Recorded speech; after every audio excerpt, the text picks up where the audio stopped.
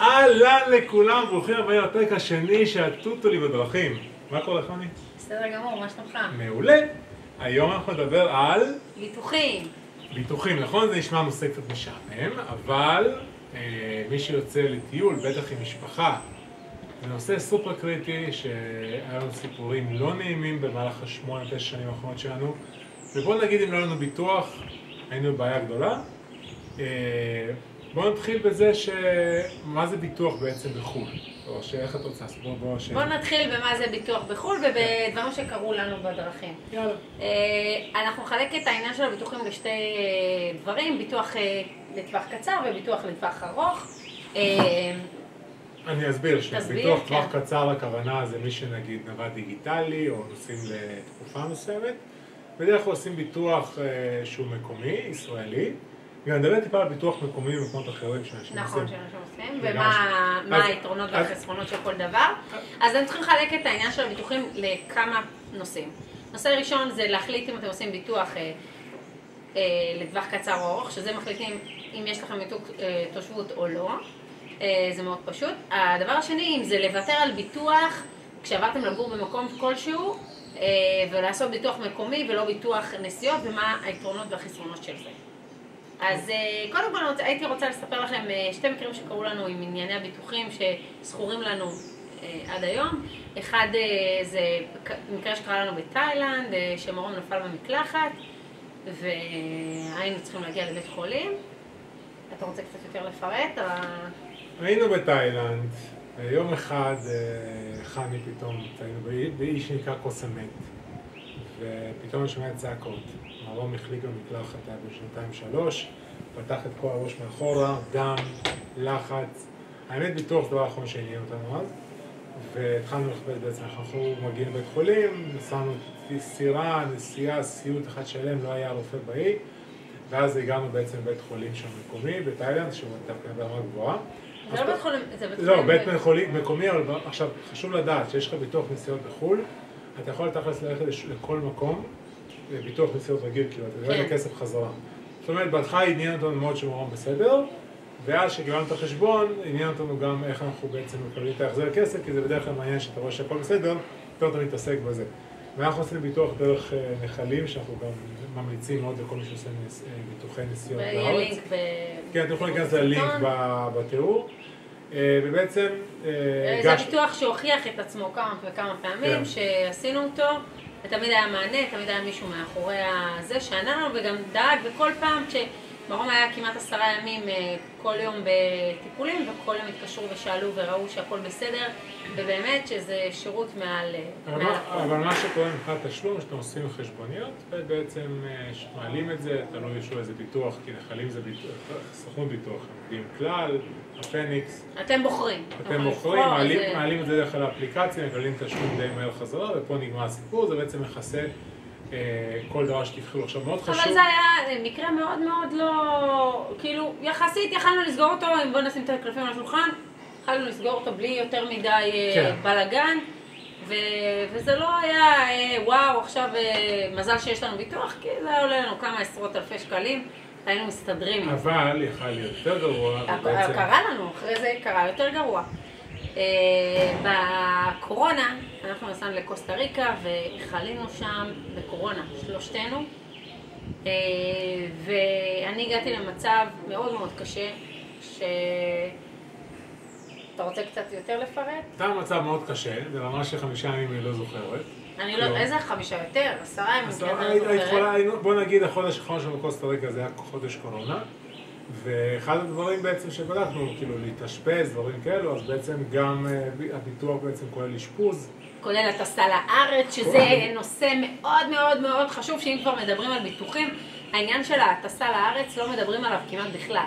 אז כשאתם עושים ביטוח מקומי, ואני רואה המון משפחות שכאילו מחליטות לוותר על הביטוח של הסוכנות ביטוח, ולעשות ביטוח מקומי במקום.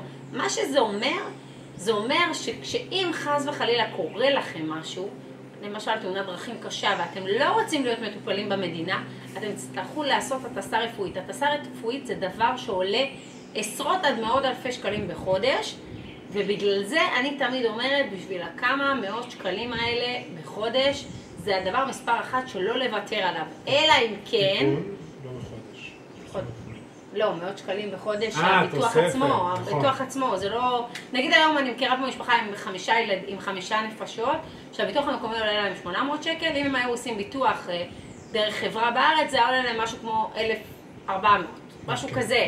אז הדלטה לא שווה את הסיכון בעיניי בשום צורה, במיוחד שאתה נמצא במדינה כאילו בדרך כלל כשגם נפצעים קשה, אתה רוצה לחזור לארץ, לא תמיד יש פה את הניתוחים הנכונים, ולא תמיד יש פה זה, וגם אתה רוצה שיקום בארץ, במיוחד שלא עשית ניתוק תושבות, אין שום סיבה בעולם ללכת על הביטוחים המקומיים, גם בתאילנד פגשתי משפחות שעושות את זה, ואני חושבת שגם אתם, יש המון פוסטים של תרומה, טסה, טטטה, ובואו נגיד לכם את האמת, אם אתם שואלים אותי, כל העניין הזה של להיות לא אחראי, ואז לצפות שמישהו יגייס לכם תרומות, זה כאילו להגיד, אני זורק פס ומה שיהיה, יתרמו לי. אבל ברוב המקרים הגיוסי תרומות האלה לא עובדים, ואתם תתקלו במצב שלא שווה. ואם זה הילד שלכם, עזבו אם זה אתם, אם זה הילד שלכם חס וחלילה, למה לקחת סיכון כזה? למה לקחת סיכון? אין שום סיבה בעולם שתיקחו את הסיכונים האלה, אז זה לפחות מבחינתי האלף בית, כאילו יש משהו שאני לא מתפשרת עליו, זה עניין הביטוחים. ביטוחים זה דבר מאוד מאוד מאוד מאוד חשוב. יש עוד משהו דרך אגב, שמי שמזכיר אופנוע ונוסע לאופנוע, ואין לו רישיון, אז בעצם אין לו ביטוח גם על דרגים. נכון, יש המון אנשים שכאילו עושים ביטוחים בכאילו. מה זה ביטוחים בכאילו? ביטוחים בכאילו זה נגיד לקחת אופנוע, לנהוג עליו, כשאתה יודע שאין לך רישיון אופנוע, הביטוח לא מכסה אותך, יש אנשים שלא מבינים את זה. או לקחת רכב לא מחברת השכרה. לקחת רכב כדי להוזיל את העלויות של ההשכרה של הרכב, לא מחברת השכרה. אתם צריכים לבוא ולהציג אחרי זה בפני חברת הביטוח, כמו בכל דבר, איך קראו לכם הדברים? להביא אישורים, זה לא בואו נגיש את המסמכים, זה קצת יותר מזה, ולכן כדאי לעשות את הדברים כשאתם בחו"ל, חוקיים, נכונים ולפי הספר. אני מסכים איתך לגמרי, יש עוד נושא שזה אנחנו נתקענו שלא עושים ניתוק תושבות. בעצם לא יש לעשות ניתוק תושבות, אתה לא יכול לעשות ביטוח ישראלי, ואתה צריך לעשות ביטוח בינלאומי. נכון, כי מי שלא יודע, הביטוח של כל חברות הביטוח מבוסס על ביטוח מקומי, על קופת חולים שלכם. בקטע של ניתוק תושבות, אתם מנתקים את הקופת חולים שלכם. למה אנחנו לא ממליצים מהרגע הראשון לעשות את זה? כי ברגע שניתקתם את הקופת חולים שלכם ועברתם לניתוח שהוא ארוך טווח, אתם מאבדים את כל הזכויות שלכם, נגיד אם אתם בכללית, אז את כל הזכויות שלכם כמבוטחי כללי. ואז יש כנס שנקרא כנס חזרה. הוא לפחות 15,000 שקל. אז אם אתם לא בטוחים שאתם עוזבים את הארץ, אין שום סיבה בעולם לבטל את הביטוחים שלכם בארץ ולעבור לביטוחים אחרים. תעשו ביטוחים שמבוססים על הארץ, סגור שנה, שנתיים בחו"ל, ורק אחר כך תבטלו. יש לזה עוד השלכות מבחינת מיסוי והכל, אבל באופן כללי, ברגע שאתם בעצם זה, אתם צריכים ביטוח חיצוני. לנו יש ביטוח עם חברה שנקראת אליאנס, שעשינו גם עם סוכן פרטי ישראלי, שגם יש לכם לינק למטה פה. מה שבעצם זה אומר שאנחנו יכולים להיות מטופלים בכל מקום בעולם, בכל בית חולים. פרט לארצות הברית, שאנחנו מוגבלים שם לחודש בשנה. שאנחנו טסים נגיד לחודש. בדקת איתו? לא. אז תבדוק. תודה. אבל כן, אנחנו יכולים. אבל צריך לבדוק. בקיצור, שנייה, הנקודה היא שברגע שיש לך את הביטוח פרטי, אנחנו יכולים ללכת לכל בית חולים. נגיד בארץ, לדוגמה, אנחנו לא צריכים ללכת לבית חולים רגיל, אנחנו יכולים ללכת לאסותא. למשל עכשיו אנחנו ברפובליקה הדומיניקנית. חס וחלילה קורה משהו. מחלה לא צפויה, תאונת דרכים. אני יודעת שמבחינה ביטוחית אני יכולה לבחור כל רופא בעולם וללכת להיות מטופלת. זה שווה ערך לביטוח פרטי בארץ, לדברים שאתם עושים בארץ. זה גם ביטוח פרטי, זה גם קופת חולים. זה הכל, זה מכסה אתכם מכל הכיוונים, זה עולה קצת יותר יקר. זה לא קצת יותר יקר, אנחנו משלמים בערך $600 בחודש. כן, לארבעה נפשות. לארבעה נפשות, אבל שמעו, זה בסוף, אני גם לא רוצה להשתמש בזה. אז אי אפשר לא להשתמש ואני אשלם כל חודש. נגיד בסרילנקה היינו, ברק היה לו אז את כל גם הלכנו לבית חולים. הכי טוב שיש להם. כן, שזה היה סבבה. כן, היה ממש בסדר. רק אנחנו היינו יחידים שם, נהיה לי יחידים שם, שזה אומר שזה לא עלה הרבה גם. כן, גם קיבלנו, וברוב המקרים אני יכולה להגיד לכם שזה לא שווה את הכסף, כאילו אתה אומר מה, יכלתי לשלם את זה, וזה כאילו בדרך כלל החישוב של רוב האנשים. ברוב המקרים, ואני מאחלת לכל מי שצופה בנו שלא יצטרך להשתמש בביטוח, אבל במידה וכן, כאילו נגיד יכולה להגיד לכם ברומניה שנתקלתי במישהו שהיה בלי ביטוח, והוא רצו להביא אותו לקבורה בישראל, ואי אפשר היה להביא אותו, ולהביא אותו לקבורה בישראל עלה משהו כמו 100,000 שקל. אז עשו גיוס תרומות, לא יודעת אם הגיעו או לא הגיעו ליעד, אבל בעיניי זה אחריות של בן אדם, כאילו, לכל בן אדם... אדוני, אתה מת, לא, לכל בן אדם, אם חשוב לו להיקבר בארץ, אז כן. אם חשוב לו, כנראה שכן חשוב לו אם יטיסו אותו לארץ.